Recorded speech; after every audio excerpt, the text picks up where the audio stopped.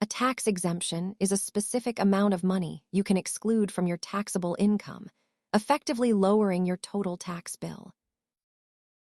To be exempt means you are not required to pay taxes on a specific portion of the money you earned throughout the year. When income is exempt, the government does not take a percentage of it. It is essentially shielded from the standard taxation process. There are different types of exemptions, ranging from personal status and dependence to specific types of investments like municipal bonds. It is common to confuse exemptions with deductions. While both reduce your taxes, they function differently regarding how income is categorized. This chart shows how applying an exemption reduces the amount of your salary that the IRS actually looks at for tax purposes. Think of it as a legal shield.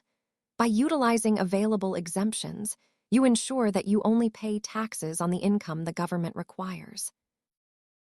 Tax laws change frequently. Always consult a tax professional or official IRS resources for your specific situation. Thanks for watching.